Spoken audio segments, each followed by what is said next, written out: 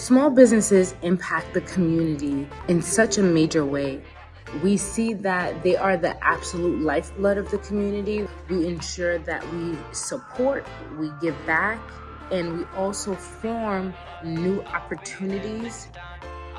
When I started, I never thought I would be where I am now. I didn't think that far ahead, and sometimes scared to think too far ahead also because my dream is just big, like is that gonna happen? But just being able to schedule things and work at your own pace, it doesn't have to be A or B or C. You can always do multiple things that still align in alignment with your vision for the business.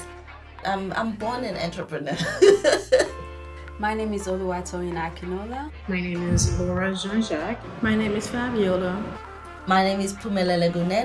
My name is Jean-Jacques Pierre. My name is Ashley Taylor. My name is Diane Sammy Graves. And I am a small business owner.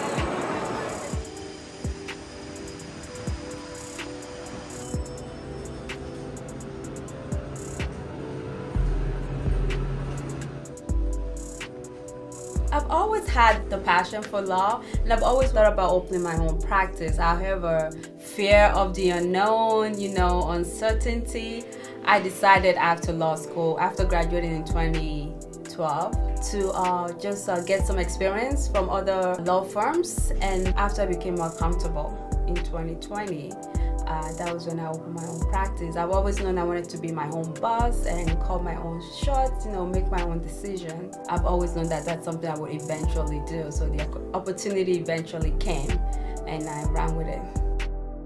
I started Ebaata Skincare about 5 years ago after pivoting from being a fashion designer. So yeah, I did the whole pivot more than 5 years ago. So that's a little bit about me. I'm from South Africa. I'm passionate about skin and educating people about how to build skin immunity using skincare products that are healthy. I used to hear people saying black don't crack, and I was thinking my black is cracking. And I needed some products to really help. But then a friend of mine introduced me to shea butter, so I started kind of formulating just a little bit, just mixing shea butter with, I used to mix it with rosemary oil and olive oil. Basically when I started, it was really to alleviate the cold chill that was setting on my skin and causing the dry skin. I love to cook. I used to cook with my dad since I was 9, and there was a joy. There was something different. It's the joy, it's the love. And as I've grown up and started cooking for my church, and I see the love, the appreciation from that, and I wanted something to give everybody every day to experience that love. I have Fafa Cuisine. I have some products and some more coming up. We have a hot sauce right now, which is the Fafa pickle sauce. We also have Fafa Apis, which is the Fafa seasoning. And I also have some other products coming up soon. Just keep looking for it. Well, our business is in the food and beverage industry, and that covers beer, liquor, tea, coffee, anything liquid and consumable, and also food. So we're going on 2 years in December 13th to be exact, so I'm excited for that. So 2 years. I don't think that when I launched Zanset or when I started playing around with tea recipes and different blends, the intention wasn't to start a business. But I think after making tea blends for myself, for family and friends, everyone kept asking to either buy it. And then I started thinking a little bit more about that, and I actually put Zanset through an incubator to test the demand before I launched it as a business. So I went through a 6-month process with an incubator called Representative Foundation that really focused on helping founders of color build social impact, mission-driven based businesses. And so that's really how I started, just by drinking tea, giving it to friends, and then being told to make it into a business or some type of community-focused venture. I actually didn't start, and I just stumbled into industry by wanted to help my niece at that time, who was a stylist, who was looking for a salon space because all the spaces was shutting down during the pandemic 2 years ago. So, and she came up to me with the idea of saying that, hey, have you thought about reaching out and connecting to beautypreneur? There's a lot of them out there that was looking for space, and that's pretty much how I stumbled into industry. We are solving the high price workspace, commercial space for small business by helping them finding affordable a workspace for them to work and build a business within their own community. Interestingly, I did not start this business. My parents started this business, and they started it in 2006 as they were nearing retirement. Both my parents are special educators, master's level and PhD level special educators, and they decided that, you know, they wanted to retire from the school system, but they wanted to continue doing the work that they loved, which was working with children who had special needs. We also saw that there was a vacuum in the community. There was need. There were higher, rates of diagnosing autism in the community, but there was a lack of services there. So they did it to fulfill a need. Primarily a real estate attorney. So what I do is I assist people that are buying houses or that are selling houses.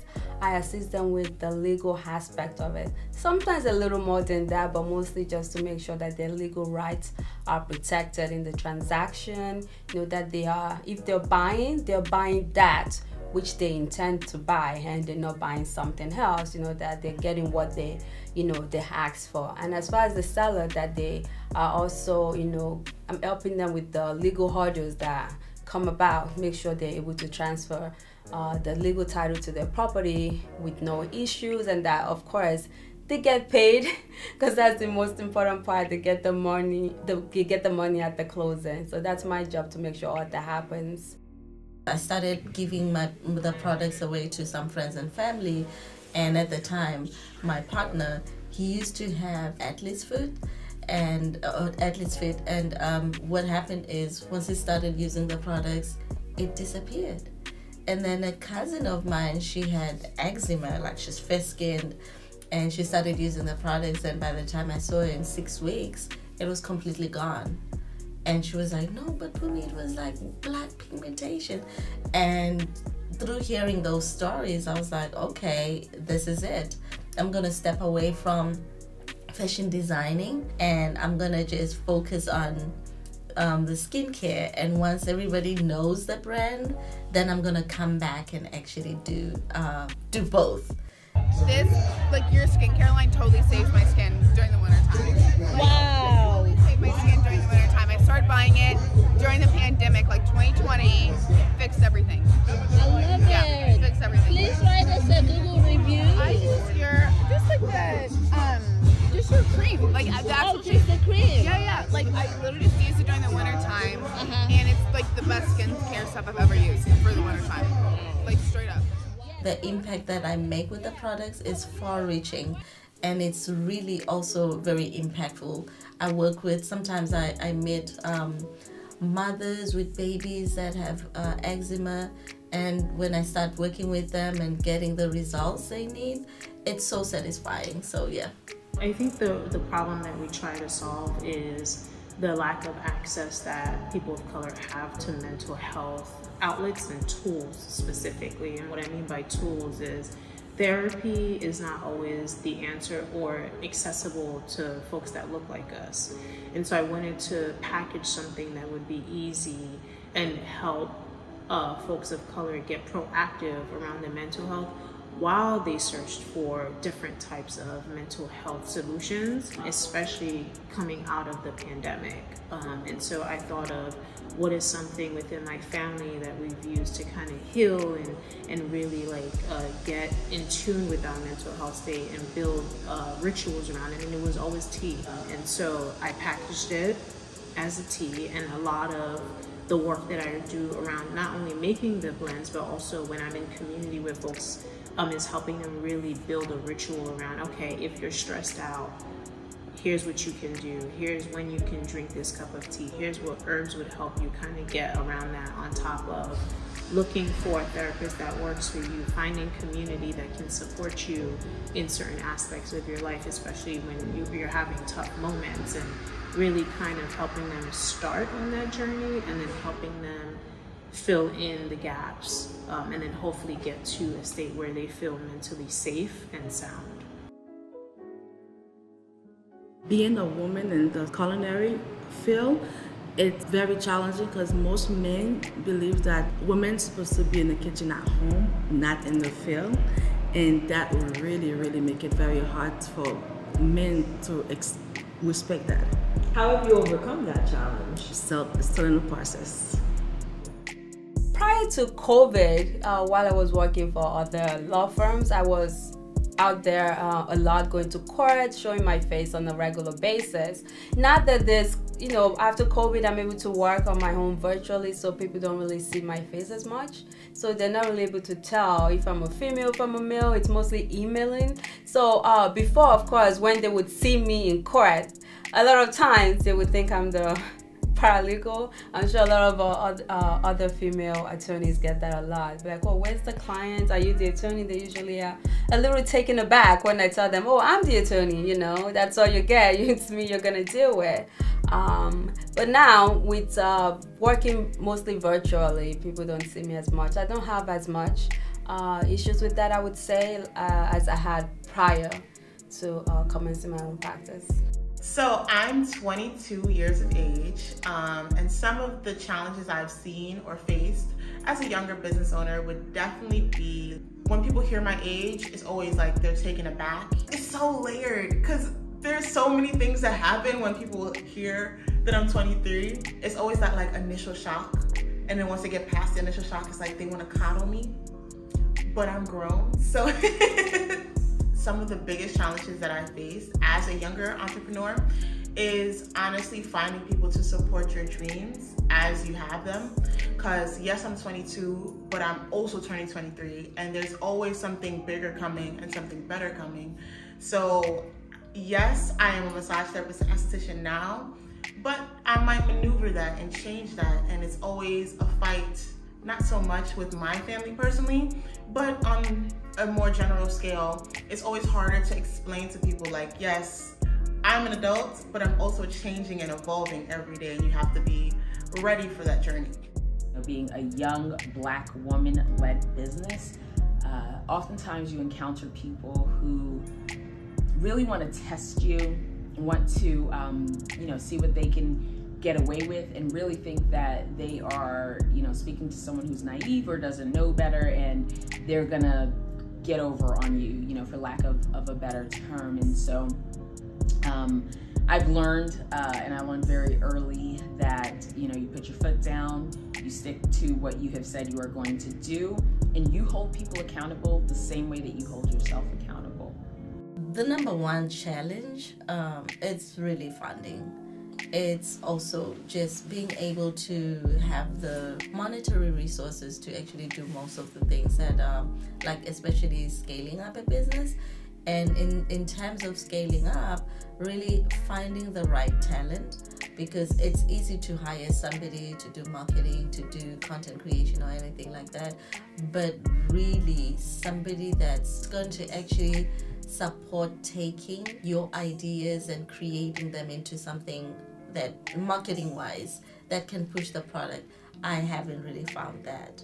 A lot of things now is online, so digital marketing, email marketing. I always actually am looking to hire somebody that can actually have to be able to do copy, the email marketing part, merge it into digital, and making sure that people are able to open those emails. But more than anything, it's just really funding and also maintaining, getting sales on a daily basis, because sometimes I get sales every day, sometimes then there's not enough sales, and it's and also being a one-woman show, that also is a challenge on its own. So I think one of the biggest challenges for any small business is going to be, there are financial challenges there. in particular, Summation Group, we are funded through the state of Maryland. And so, you know, there have been times when there have been glitches in the system and we don't get paid. And if you don't get paid, it's kind of hard to, you know, pay your staff and pay your overhead and things like that. So I think that's certainly one of the biggest challenges. And even in this particular industry, you know, a lot of people think that there is, you know, a ton of money, and sure, there is certainly some money there, but I think that if you are doing it properly and you are providing, you know, the services that you say you are to the best of your ability for your clients, then you're not making a huge profit margin. So I think that is certainly one of the challenges. So the challenge that I'm facing right now as a Black woman is really being in the industry that I'm in. The food and beverage industry in the New York City landscape can be really, really difficult, especially launching a business in the start of the pandemic.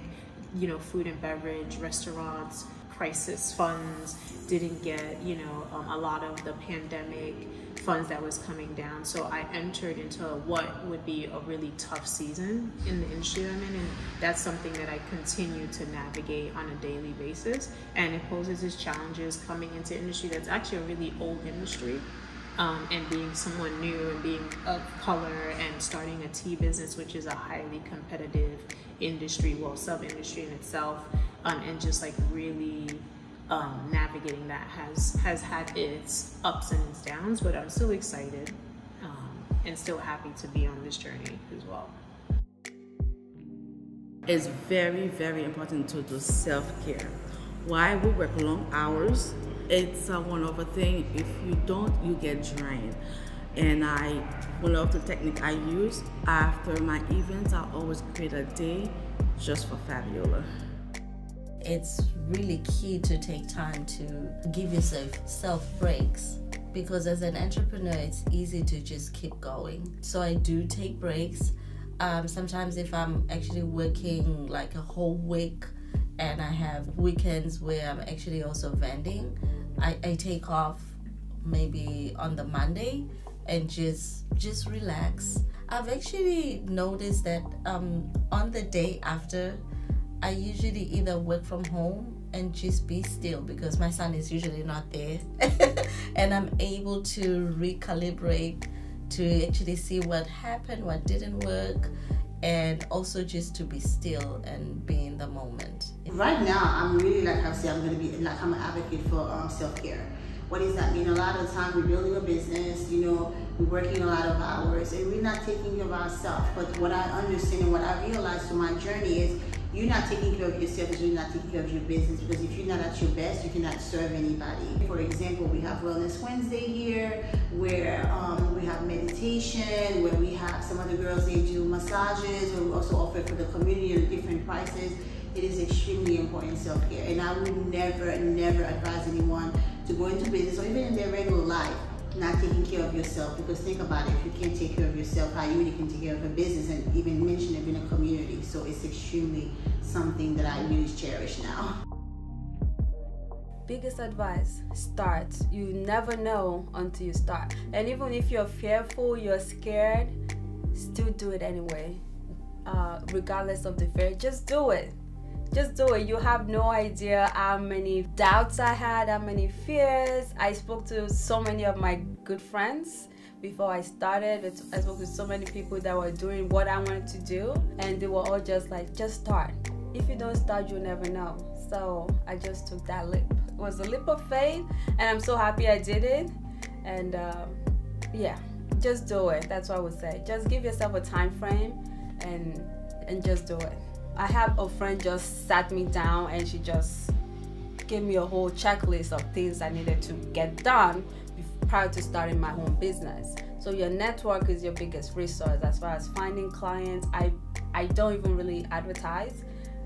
My network, those are the people that bring me clients. So use them. Family members, friends, those are your best resources to use. Everything to me, and I know it's gonna sound cliche, and I know y'all probably have heard this before, but everything is a lesson. I've had $10,000 lessons, I've had make no money lessons, I've had the negative bank account lesson, I've had the this tea is not quite right lesson, I've had the wrong business partner lesson. I've had all sorts of lessons, and the reason why I call them lessons is because for every time I come up across a roadblock or a lesson moment, there's something in it, and that thing that's in it is what I'm then gonna apply into the next part and the next part, and hopefully not about perfecting it, but like I keep going through iterations, right? There's growth there. And so when I look at it as lessons, I know that there's room to grow, and then I know that there's a success opportunity. Allow yourself grace. And when I say that, I mean allow yourself grace to fail, and to fail, but to get back up, and know that, you know, there are going to be some bumps in the road, and, you know, you're not going to necessarily get it right the first time. If you do, fantastic. If you don't, it's okay to try for the 4th and 5th time. But the second prong of that is, while you are trying, you make sure that you have your backup plan. Just start. It doesn't have the conditions don't have to be good. You can actually just start with what you have.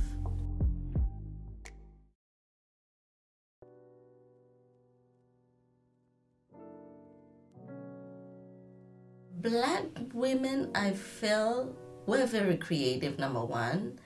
And inside of that, if you actually, as a black person, they usually say if you teach a black person how to do something, they will make sure that the money that they receive, they feed 10 people with it.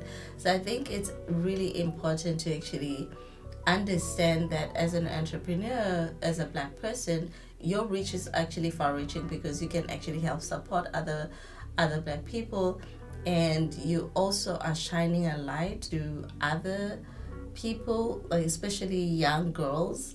It's a powerful thing. It makes you feel differently. Your confidence level, the way you're able to control your finances also. Being a business owner, you know, you're not subject to that regular every 2 weeks paycheck you gotta wait for every 1 week. So you control your own money, how you choose to spend your money. That's one of the biggest part. Connecting to women that's been in the best fields for years, I have a lot of experience, and even if you have to create some time to cater some time to yourself about going in the business, by talking to them, by also work for them for a little bit, just to give yourself an idea of what you're getting yourself into. Always work as a community and work together. It's the best thing. I feel it's important for us as black women to get into smaller businesses, because I feel that honestly, these larger corporations don't care for us. They don't, they reap the benefits of us all the time, and they don't care for us as people, as even human beings. So I feel that we should be taking a chance on ourselves. All the money that we make for these larger companies can be made for ourselves, and we can enjoy what we do instead of work into our bones for pennies on the dollar. I feel very blessed that I'm able to be in a position to help and create, being a bridge for the next generation. As far as how I feel about it, I really never thought about it until people come to me and ask me, oh my God, you're doing such a great job, this is amazing. The kind of person who I am, I never thought about it, because I'm so much in my passion. This is my passion, it's something that I love.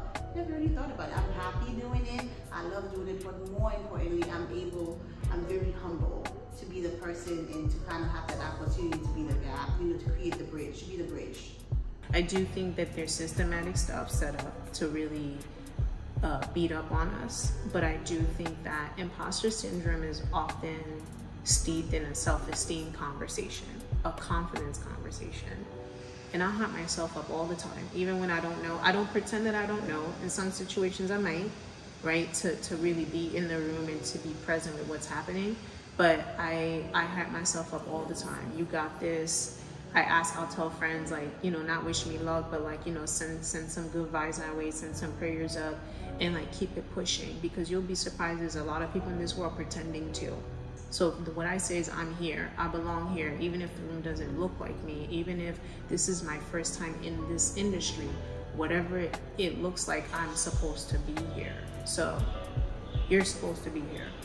When small businesses enter into certain communities, whether they are hybrid, fully online, brick and mortar, these businesses are able to come into the community and bring impact. Turkey giveaways, coat drives, using businesses as a hub to store items for those that are in need. When we begin to build that culture, that environment, we see that we begin to thrive in success as a small business community, and we're able to bring more opportunities to the streets. My name is Fabiola. My name is Phumelele Kunene. My name is Laura Jean-Jacques. My name is Oluwatoyin Akinola. My name is Joanne Briere. My name is Ashley Taylor. My name is Diane Samuel Graves. And I am a small business owner.